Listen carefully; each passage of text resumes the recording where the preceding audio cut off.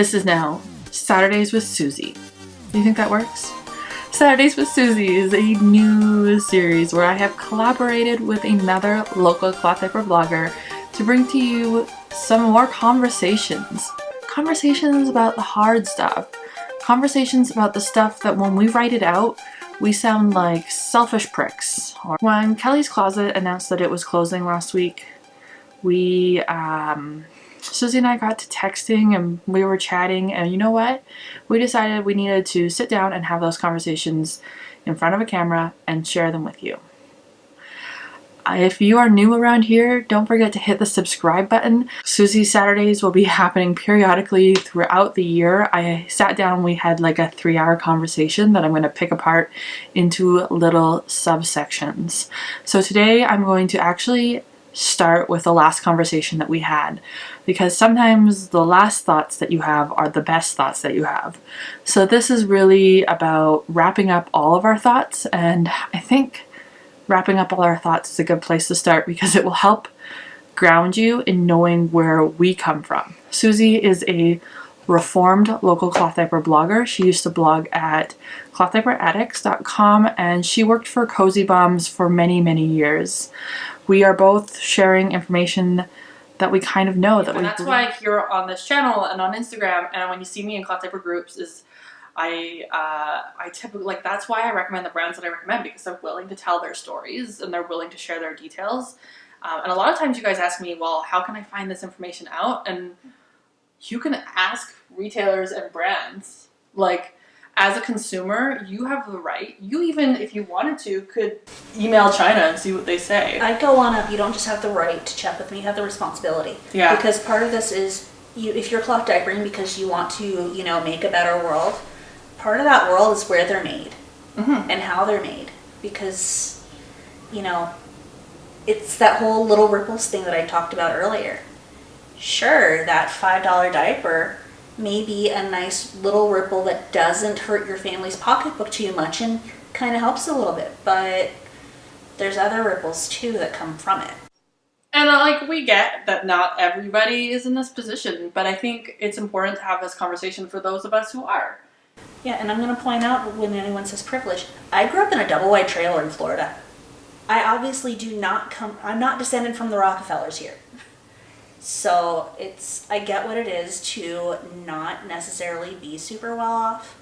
I understand that. I grew up not being super well off. But I also know that we have the responsibility to do the best that we can within our means.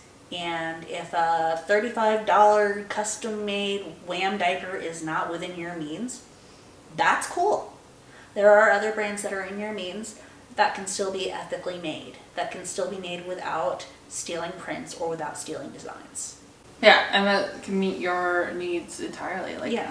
There are always options, and we learn and we grow. And if you've ever made a choice before and you regret it, it's not a throw away everything. It's a learn and change. And yeah, sometimes these conversations, you can't change what your stash looks like today, but you can influence someone else's stash in the future. Is that when somebody is asking for a cloth diaper recommendation and the only choice that you see are these comparable, because honestly guys, this elf diaper, these Mini Shack elf diapers are exact same price as Nikki's, is that you can say, check out this retailer for their in-house brands, which have great conditions. You can pass and share the knowledge onwards. And what your stash looks like right now, that's done. But that's not necessarily what your stash will look like going forward, because most of us do a fair amount of churning in our stash. That's true. And you can make purchasing decisions going forward that better reflect your personal values. And we don't all cloth diaper for these intense personal reasons. And what you've done is what you've done. So don't think that anyone's saying that you're terrible for what you've already done. Mm-hmm. You're not. You did the best that you could with the information that you had at the time. Yeah. And now do the best that you can with the information that you have now. Yeah, and there's never I never judge or shame anybody for their stash. They did what you did with the knowledge that you have, and sharing knowledge and sharing information and sharing ideas is scary. Yeah. And just because somebody cloth diapers differently than you do, for different reasons, for different price points, etc., doesn't mean that it's any reflection on you. Because you're doing what you do for your reasons and they're doing what they do for theirs. One's got nothing to do with the other. It's, again, part of that whole little ripples thing, because someone might feel that another person's little ripples are indirect response to their own. I just find I feel this strong need to fight so much for small business that it does come off sometimes as being very hoity-toity. But it's protecting, to me, it's about protecting community, and it's about protecting my job and your jobs and everybody else's jobs, and providing, you see the studies in Africa about when you give a woman a sewing machine and she creates a job and the ripple effect it has in the community, and that ripple effect still applies here in North America.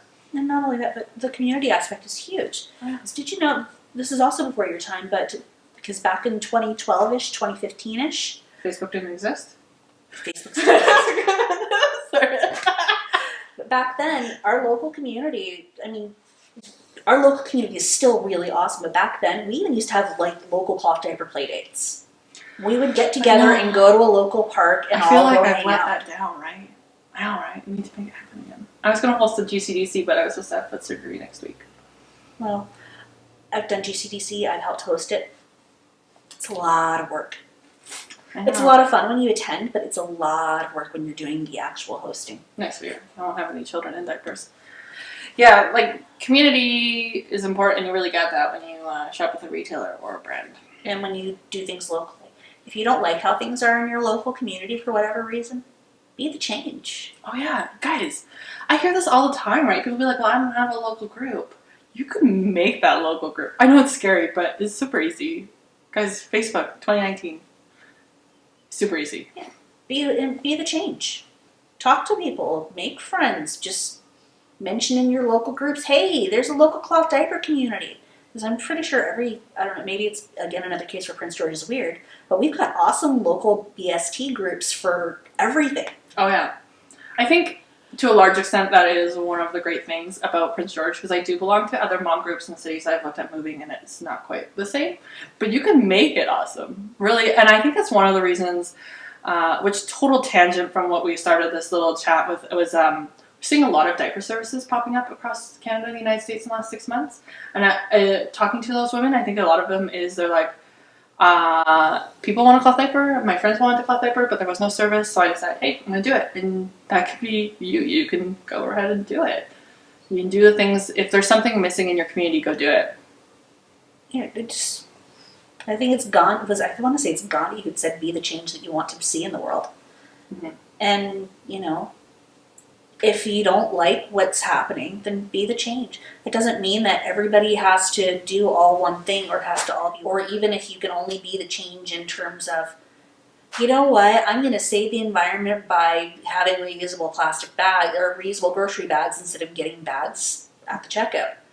That's one way that you can make a change, but just because you make that change doesn't mean that if you say buy a pop out of the machine by the door, suddenly you've destroyed the environment, so everything that you've already been doing is a waste. No, you've got to start somewhere. You got to start with each little thing adds up. So making one choice to buy, even if you bought half your stash at a retailer, or half your stash, or even if you just bought your inserts, or even, because sometimes quality inserts can make the entire game changer, guys. Entire game changer. They can be all small steps that add up at the end of the day. Yes. And I think this might end up being the video that starts this series. But really, because I'm going to make this the video that starts with a lot of these chats that I've had with Suzi from Cloth Diaper Addicts here.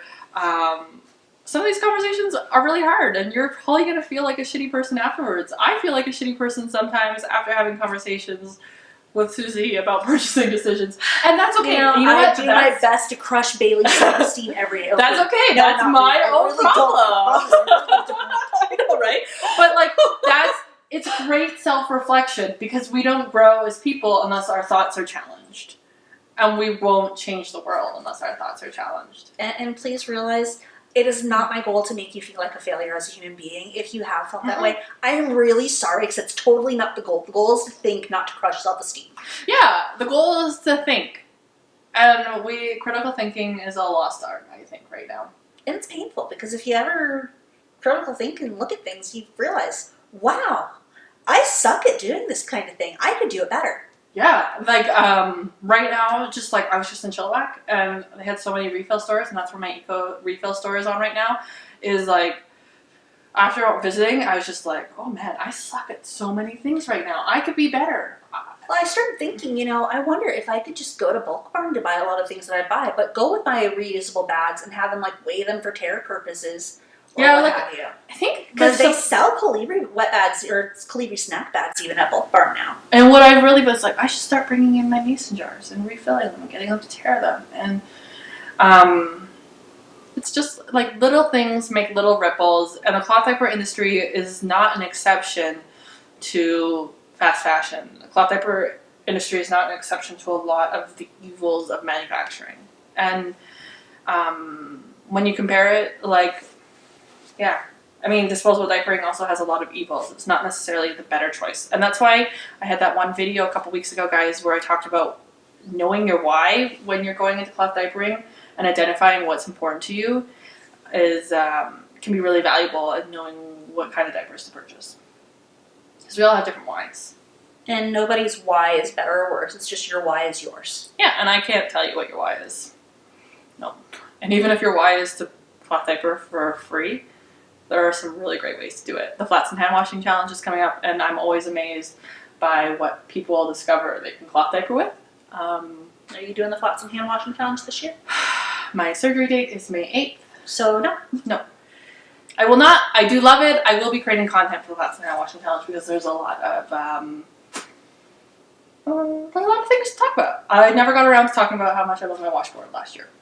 So, in case you guys want to throw back 100 years, washboards are awesome. Hey, you know what? It worked for my grandma. Or, okay, in the case of some of you, it worked for your great-great-grandma. My great aunt was still using it until 1986, apparently.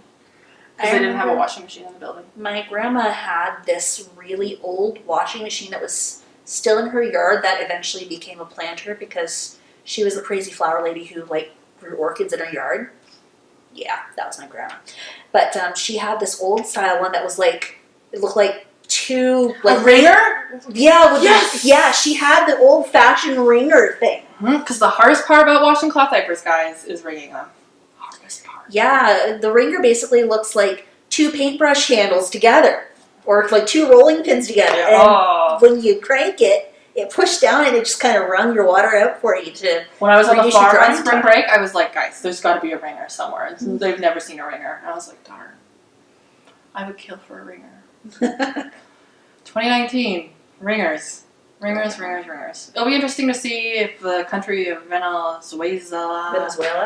No. Who are you thinking of? Pacific Island actually commits to doing away. Oh, yes! God, I can't remember what their name is either, but you were saying Venezuela. We'll insert that right here. Yeah. This country, anyway, that's doing away with single-use products, including disposable diapers. Yeah, they obviously do not have enough disposable diaper lobbying going on in their government, and we're able to make that happen, because there is no way in North America you would ever see any challenging of disposable diaper companies. Nope. Because they already get away with no manufacturing labels. Well, that's Procter & Gamble and Kimberly-Clark are both huge multinational conglomerates. But their sales are down right now in North America. Worldwide, they're doing great, but in North America, they're down because the birth rate has gone down, is what they contributed to.